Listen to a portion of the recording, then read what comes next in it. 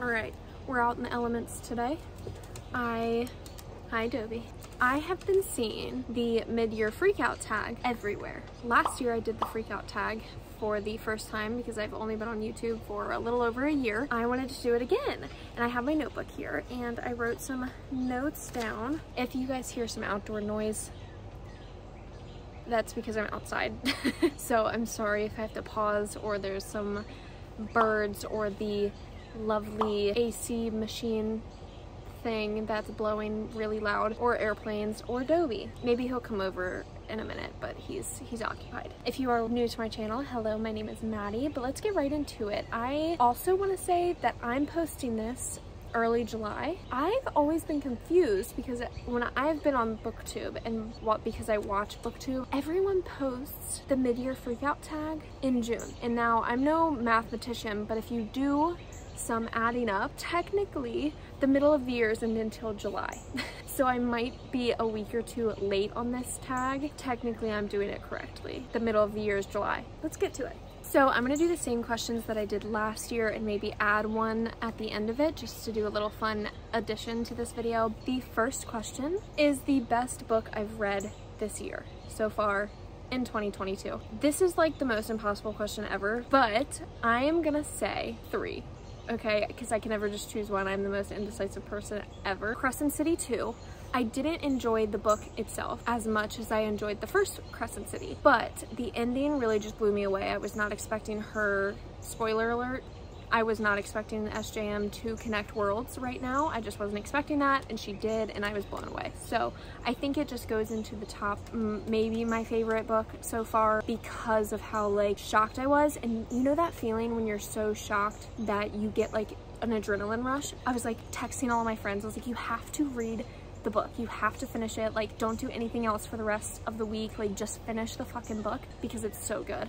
And I think I was just like really hype about it. I haven't had that feeling since I read that book, if that makes sense.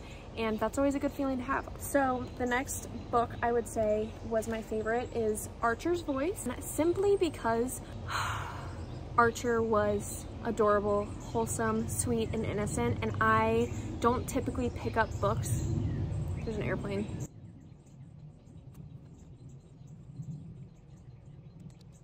And I don't typically pick up books with an innocent hero. The next book that I would say is a favorite of mine would be Scarred by Emily McIntyre. And I don't know what it was with this book, but I was cruising through every single page I flipped through. I was like, this just gets better and better.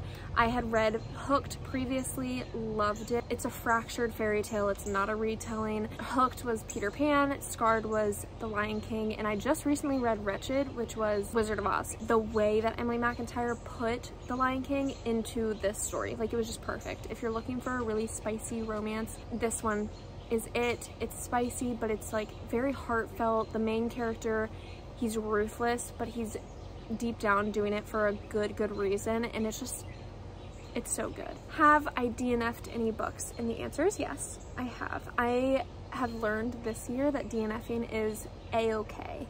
I don't feel any guilt towards DNFing now. I purely read for enjoyment, and the fact that I have DNF'd books makes me happy, because it means that I'm only reading books that I really want to read. The first book I DNF'd was 99% Mine by Sally Thorne, and it was just the worst intro to a book that I've ever read. I only got like 5 chapters in, and usually I only DNF at the 50% mark because I like to give a book a chance. I was so against the first few chapters. I was like, this is impossible to get through. I hated it. And I was listening to it, so maybe that's why. Another book that I DNF'd was, people are gonna be really mad because the movie's coming out. I DNF'd Where the Crawdads Sing. I got 60% of the way through, about 60% of the way through, and I think it's a book that I would revisit after I watched the movie. I'm not into the kind of fiction that's so absorbed around the setting. I'm a big character person, And although you get a lot of information on the main character and where the crawdads sing,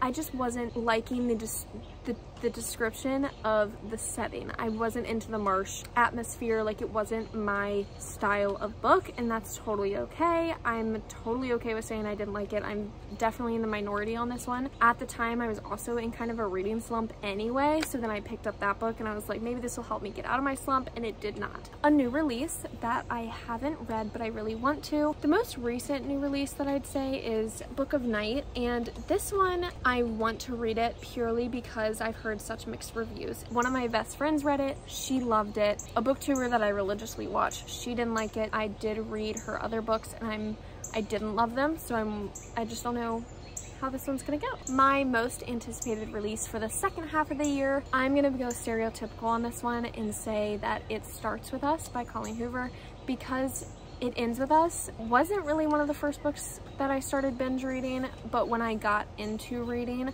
It Ends With Us was like the 10th or 11th book that I read, and that got me into Colleen Hoover. So I think I'm just excited for it because it has a special place in my newbie booktube heart, and I don't remember a single thing from It Ends With Us, so I think I'm gonna have to reread that also. My biggest disappointment, Book Lovers by Emily Henry. I loved People We Meet on Vacation, and Beach Read I was okay with. I did not vibe with the family implementation of this book. It was too much family, too little romance, and I found the main hero to be insufferable and just wasn't into it. And it took me like 5 or 6 days to get through, when my typical read is like 2 to 3 days. I think I was just dragging through it. I wasn't interested in flipping the page. Every chapter I was like, oh my god, this chapter's so long. It was more so due to the plot being so surrounded by the sisterly bond, which I can appreciate, but I was not expecting such a heavy emphasis on family. Again, family's great. Love my family, love my sister, but I just wasn't expecting that. I was expecting more romance, and I just didn't get it. And that's okay, because I still like Emily Henry and I'm still interested in reading other books from her, but it was kind of a disappointment. Biggest surprise, Hook, Line, and Sinker by Tessa Bailey. Sequels, in my experience, never do as well as the first book, and Hook, Line, and Sinker was a gem. I was obsessed with Hannah. I'm surprised I even still remember the characters' names. Like, that's how good it was. A well-rounded book. Like, Hannah's hobby was music and records, and guess what? Throughout the whole book, she was into music and into records. Her job revolved around it. It wasn't just some like random hobby that was thrown in and wasn't touched on. That was her hobby. That was what her whole like plot was surrounded around. I thought that Fox had a lot of triggering issues that he needed to work through, and he did. His character development was wonderful. I was really surprised that I liked a sequel better than the first book. A new favorite author would probably be Tessa Bailey. I don't know. That's a really tough question. Emily McIntyre, duh. I've read 3 of her books this year, and I've absolutely fallen in love with her writing style and the way she writes sex scenes, and everything is just so clean, pure, and sassy, and I love it. Emily McIntyre is probably my favorite right now. Like, I've just been so in love with her books, but maybe that's just because I've read 2 of her books this month, so I'm kind of just really into her right now. My newest fictional crush would have to be Reaver from The War of Two Queens. So The War of Two Queens is the 4th book in the From Blood and Ash series by Jennifer Armentrout, and Reaver was actually previously mentioned in her 2nd spin-off series, A Shadow in the Ember, but he wasn't talked on much. He was actually a baby in it, and now he's a full-grown adult, and you're getting to see this side of him that is so sassy. He just hates everyone in a really funny way. Like, he's just sarcastic with everyone, and he's a Draken. Oh, here, okay. I'm almost done. I swear. A book that made me cry and a book that made me happy. I'm combining these 2 questions. A book that made me cry this year, like full on bawl my eyes out, would have to be 1,000 Boy Kisses, and that was just because the ending was so raw, so real, and I was expecting it. I mean, you kind of know what's gonna happen. Oh no, you know what? Reminders of Him made me cry harder though. Reminders of Him was a more adult version of a book that made me cry, where 1,000 Boy Kisses was younger and YA. 2 examples right there. A book that made me happy. Today, Tonight, Tomorrow. This book was so refreshing because I don't like YA typically. Rowan and Neil are fighting for valedictorian. It's about to get a little windy in here, sorry about that. And they've kind of had this rivalry throughout high school, and it's their senior year. They just graduated.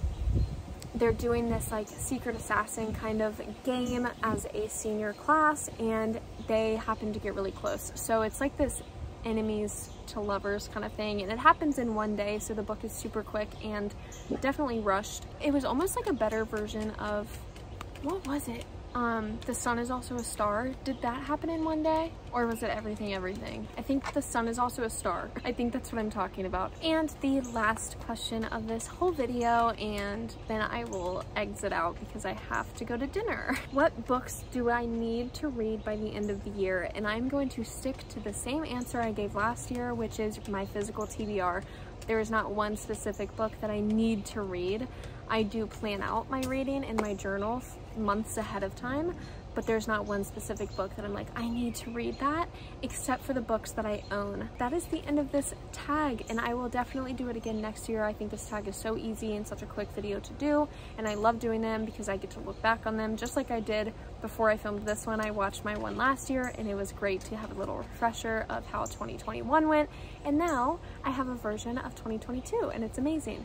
So, eyeball. A little life update. If you want to exit out now, go ahead. Follow me on all my social media. It's down below. If you want to stick around for a little life update, I will give it here. The next video coming out is a moving vlog. Yay! I think. Okay, don't hold me to it because we are moving in 3 days.